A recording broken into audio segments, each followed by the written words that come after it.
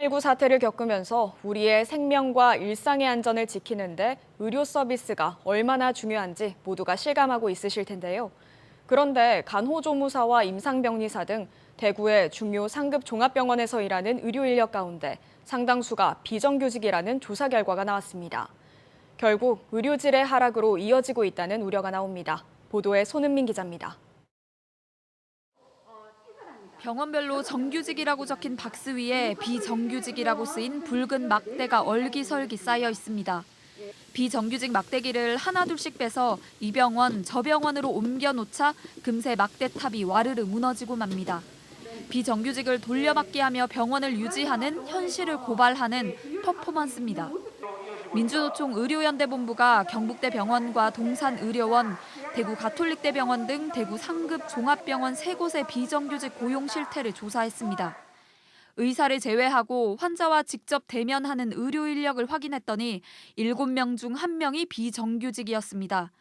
계약 기간이 1년 이하인 경우가 절반에 달했습니다. 특히 동산병원은 간호 업무를 돕는 조무원을 비롯해 5개 직종이 100% 비정규직이었습니다. 방사선사나 임상병리사 같은 의료기술직의 비정규직 비율도 높은 걸로 나타났습니다. 노조는 비숙련 단기 계약 직원이 많아지면 정규직의 근로 환경까지 더 열악해진다고 지적합니다. 수시로 일을 그만두는 비정규직을 교육하느라 환자에게 쏟기도 모자란 시간을 쪼개야 하고 늘 불안과 긴장 속에 일하게 되기 때문입니다.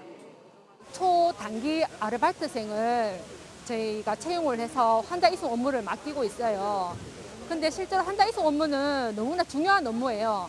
실제로 자격을 가져서 전문적 지식을 가지고 환자를 이송해야 되는 업무임에도 불구하고 교육으로 생기는 업무 공백을 메꾸는 것도 남아있는 정규직의 몫입니다. 결국 전반적인 의료의 질이 낮아질 수밖에 없다는 겁니다.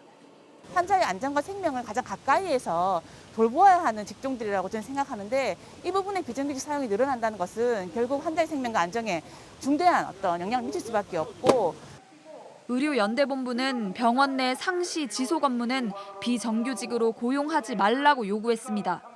병원 측은 비정규직 중에는 휴직 중인 정규직의 대체 인력이 다수 포함됐고 정규직 비율을 높이기 위해 노력하고 있다고 밝혔습니다. MBC 뉴스 손은민입니다.